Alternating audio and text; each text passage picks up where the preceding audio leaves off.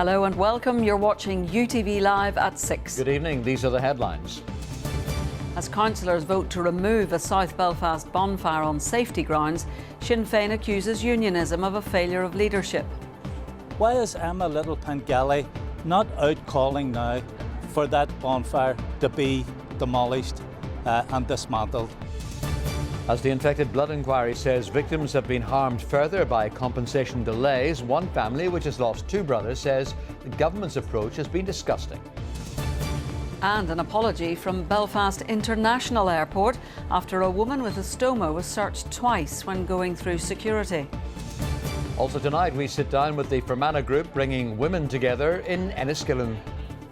And temperatures are set to climb into the weekend. Dry and hot weather on the way. I'll have all the details coming up later in the programme.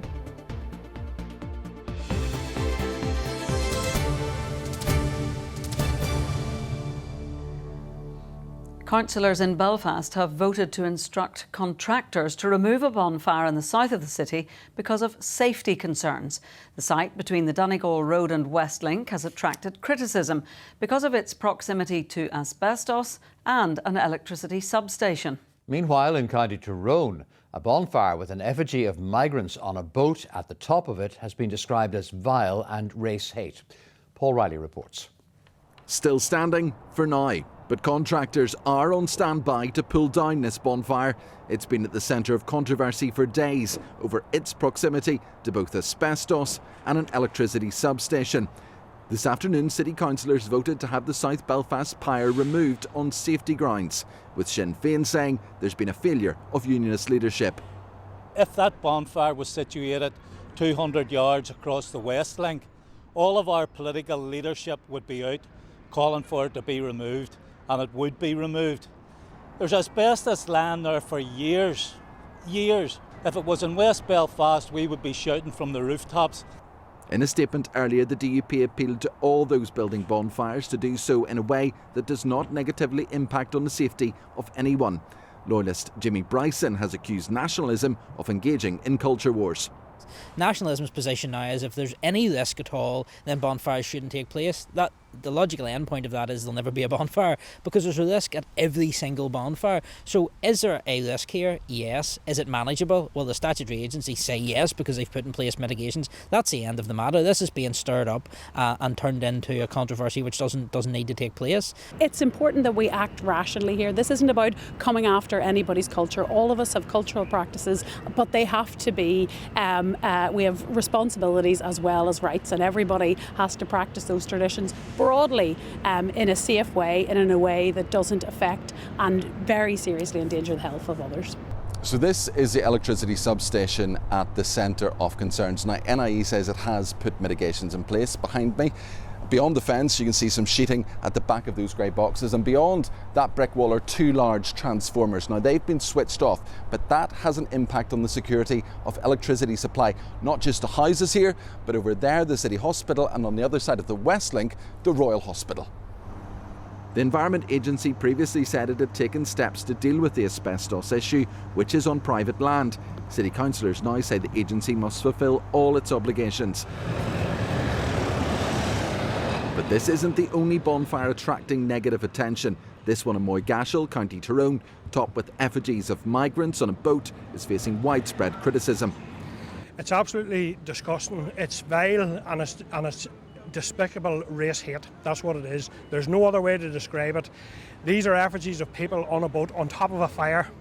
It's an incitement to hatred. It needs to be dealt with robustly and rigorously. Jamie, what we're seeing on that bonfire in Moygashel has been described as vile and racist. It's difficult to disagree with that.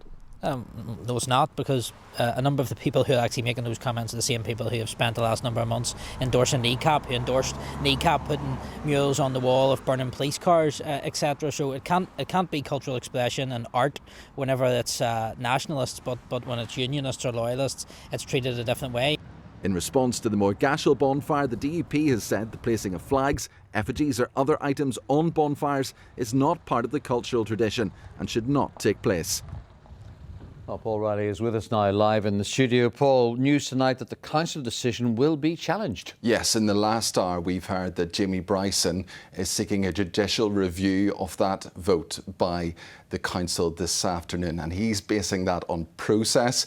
He says something called the call-in mechanism was disapplied, so that's a voting way to call in a vote in a council setting, and he wants a response to that application by 10 o'clock tonight. And we've had a response now from the DUP to that council decision. Yes, well, we heard Pat Sheehan outside City Hall earlier.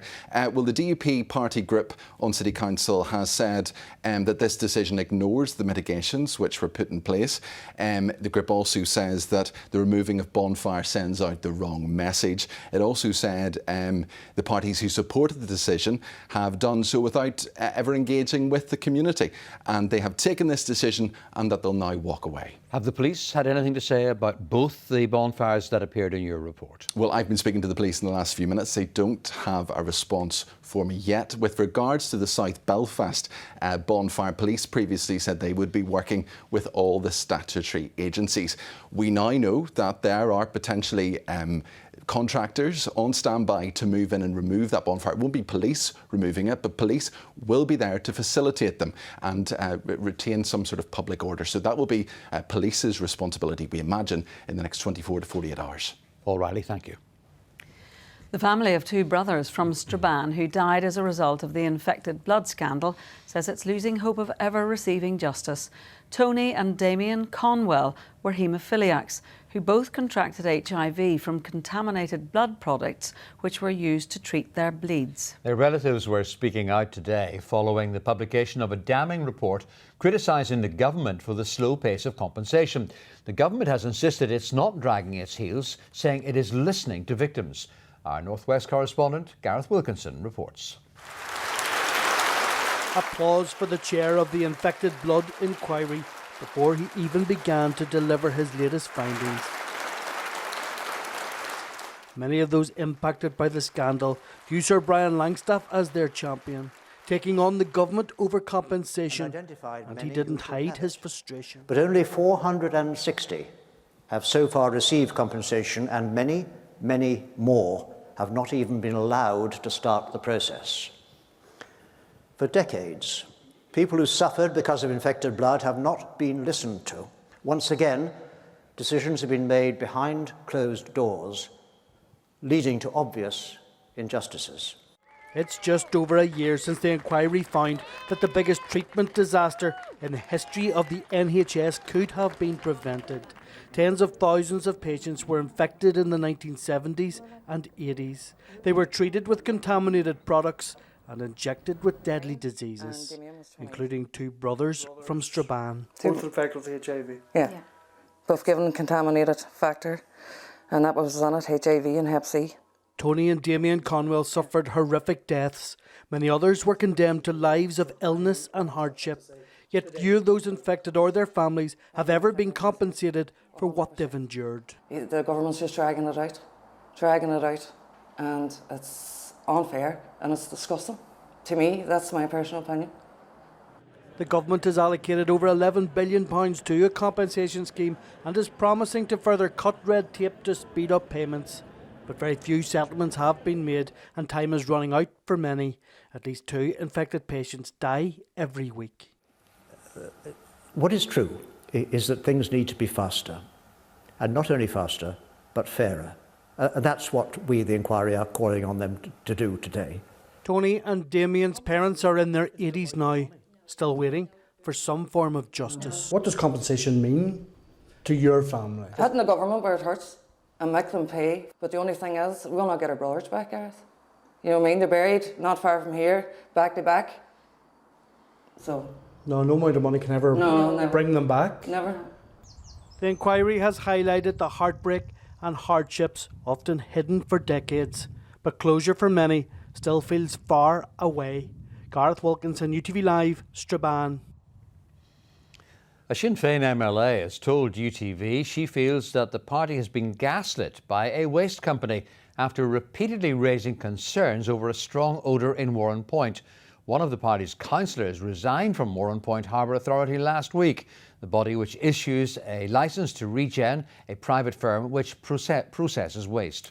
Reports of a strong odour in the town have increased lately, with much of the blame being put down to refuse-derived fuel at Regen's site. Here's our South East reporter Stuart Robson.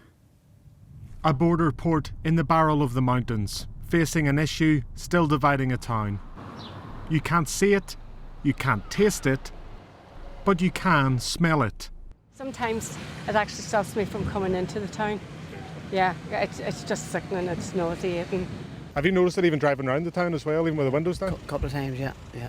Describe it for me, what's it like? Horrible. Some can't even open their windows because of flies and the smell, and it's unreal. A strong odour first detected by locals nearly 3 years ago is still causing concern among the community. Numerous reports of strong foul smells have come from a waste facility on the outskirts of town. Private company Regen processes around 200,000 tonnes of waste every year. Its licence is issued by the town's harbour authority. But the firm is facing fresh criticism. Sinn Féin councillor Jim Brennan has just resigned from the paid post on the authority's board. It wasn't a decision that we took lightly. It definitely wasn't a knee-jerk reaction. At every turn we felt we've been ignored, we've been stonewalled, we've been gaslit. So as I said, we couldn't let that situation persist. So we removed ourselves, as I said, in the hope that that would bring focus, bring pressure and bring people around the table to finally sort this out once and for all. Just as you said, there was a resident just walked past there and he goes, can you smell that? And we did smell it. For campaigners like Kevin Gallagher, they feel that not enough has been done to quell the smell. I think this town now is at its wit's end and it's had enough, and it needs proper action. Now when I mean action, we need, as I said before, we need all party talks, all organisations talks and all agencies involved in one room, either in the boardroom in the town hall or somewhere. I would plead now with the other councillor to come off the board, Mr. Jarlath Townley. I would actually plead him because you're an independent. I believe that my role as a local councillor, very conscious of the concerns of the local people here, is best served by driving that message home within the boardroom in this office here beside me. In a statement, the chairperson of Warrenpoint Harbour Authority told us that he regrets the resignation of Jim Brennan.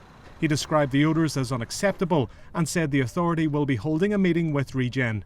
Meanwhile, the waste company told us it remains fully compliant with all industry regulations.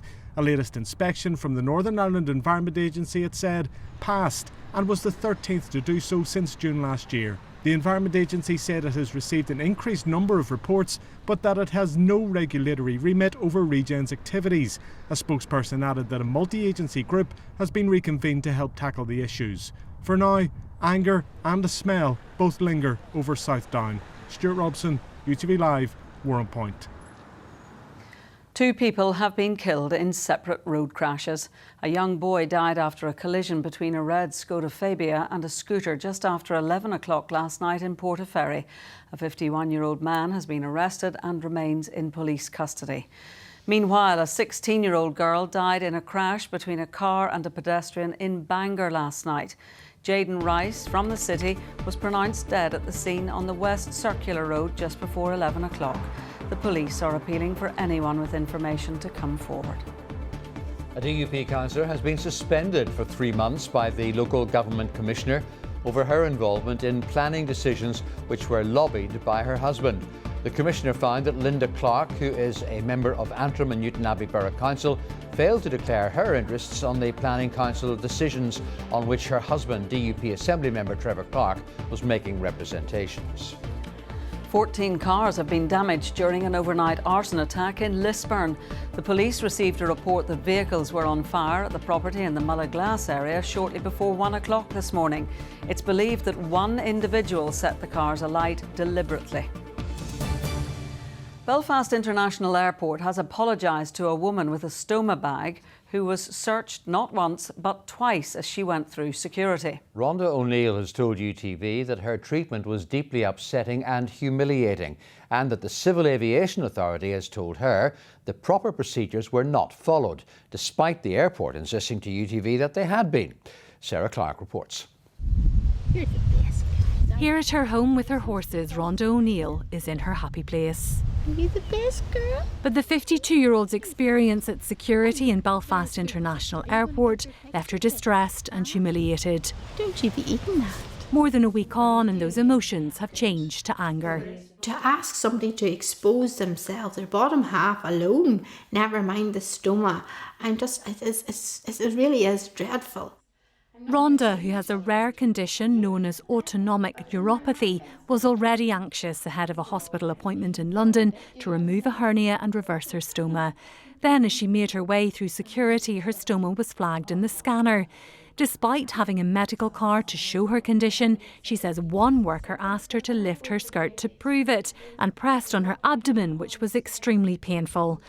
Rhonda refused and was taken to a private room with 2 women without her sister with whom she was travelling. She claims no consent form was offered. It's hard enough travelling with this stoma, and it's hard enough travelling with an illness without being made to feel like you're a terrorist.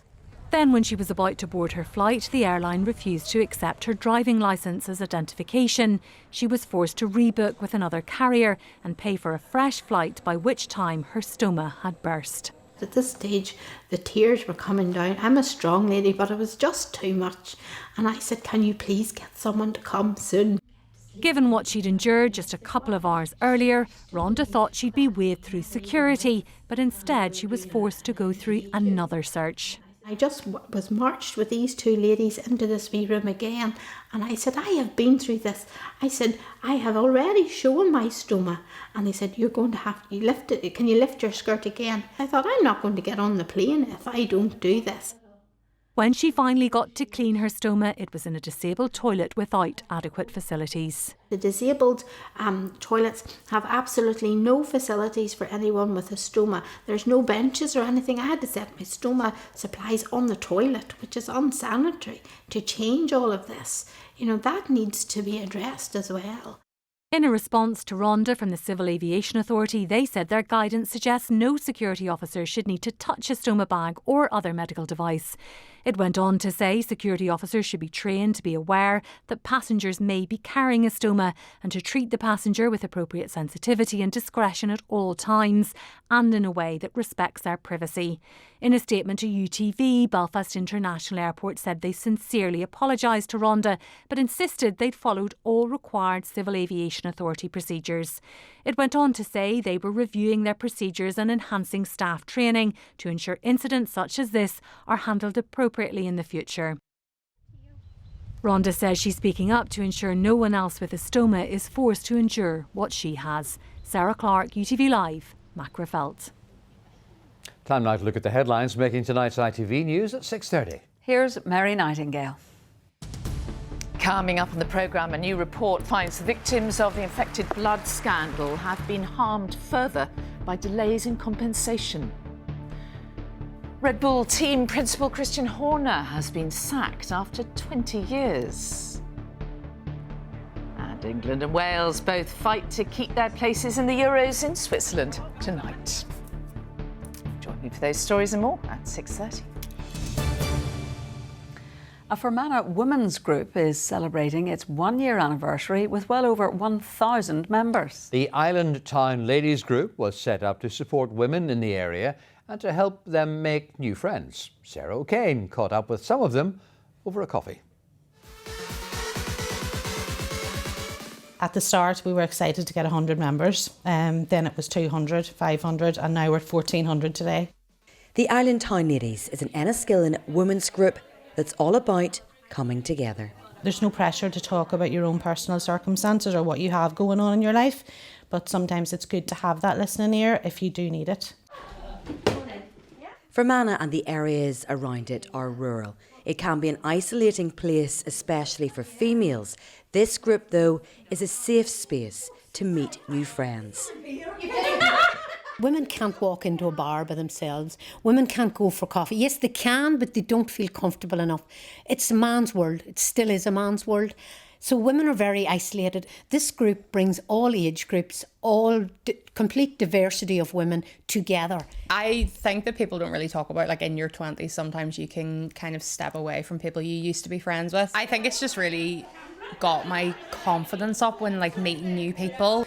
It just gives you like the sense of like you're not alone. Over the last year, the group has done, well, almost everything, from lots of activities or just catching up over coffee. It's hard not to talk about this when there is a group of strong women together, but obviously a lot of the headlines are around violence against women. So do you think a group like this can reach out to those who are struggling at home and perhaps feel very trapped?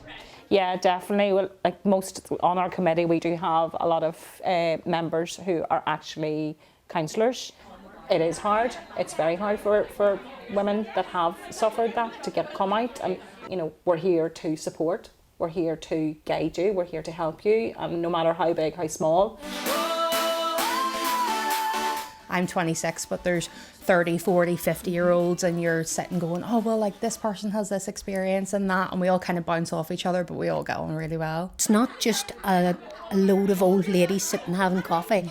It's a lot of women with a lot of experience on their shoulders that are willing to share and help each other. Ideally, we would love for there to be an Island Town Ladies in every major town. It's just about being together and being there for each other. 1, 2, 3... Sarah O'Kane, UTV Live, Enniskillen. And you can see an extended version of that piece on ITVX. Just go to the news section and select the option for UTV. Well, moving to sport, Cliftonville drew 2-2 with St Joseph's in the first leg of their Europa Conference qualifier in Gibraltar last night. Ryan Curran and Johnny Addis got the Reds goals. Linfield opened their UEFA Champions League qualifying campaign tonight against League of Ireland champions Shelbourne in Dublin. While many have billed the tie as a North versus South battle, the Blues manager says that's not how his players see it. It's been a hell of a roller coaster for Shelbourne. They're now in the same position as us. First round of the Champions League, potential to accumulate a few pounds and most importantly progress in the next round. Kenny Bruce has sold his remaining 50% stake in Larne Football Club.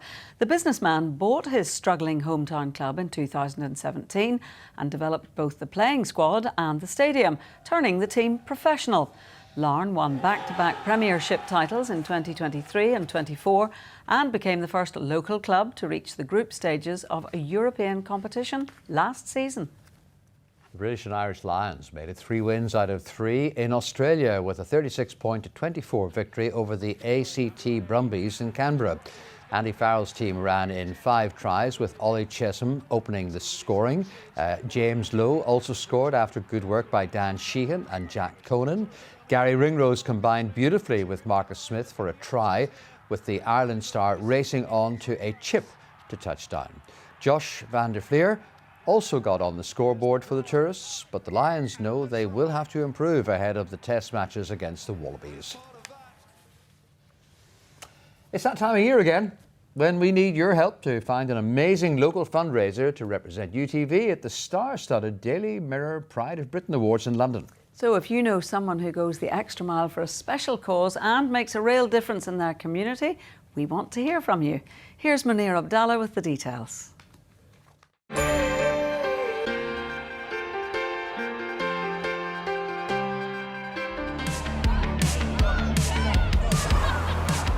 Get ready for a very special night. The Pride of Britain Awards is a national institution. Now in its 26th year, it's an annual event celebrating the bravery and brilliance of those who display true grit and determination. ITV regional news programmes have played a big part in Pride of Britain, helping to find those amazing fundraisers who make an incredible difference in their communities.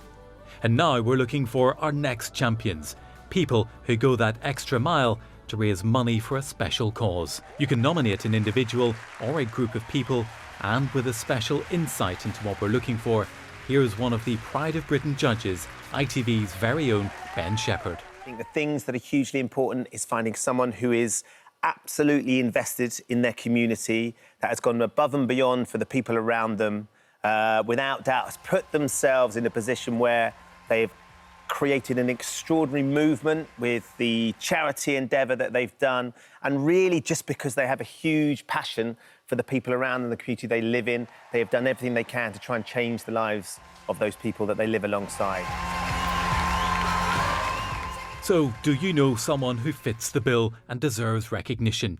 All you have to do is to nominate them is go to itv.com/Pride of Britain. That's all one word. Nominations are now open and close at 11:59 p.m. on Sunday the 10th of August.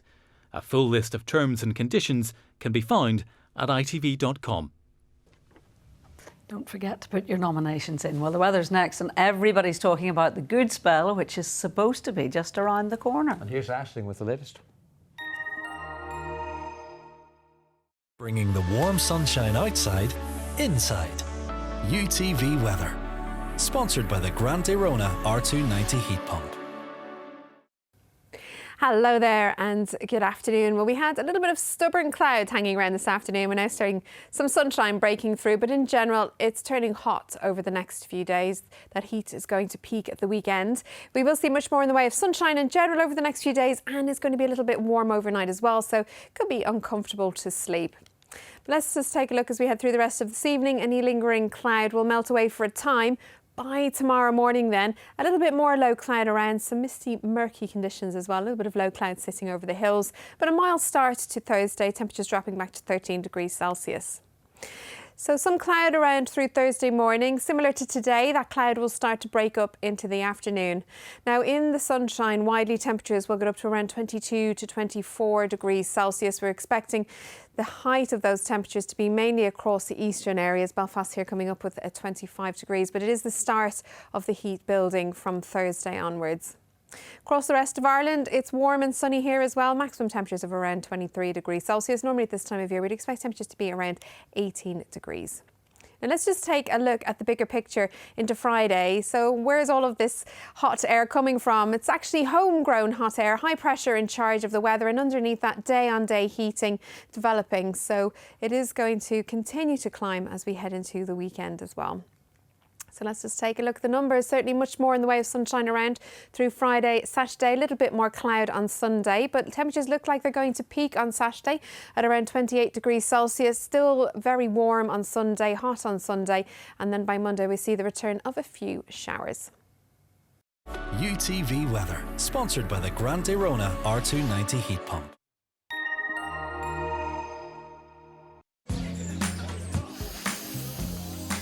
Making the most of summer.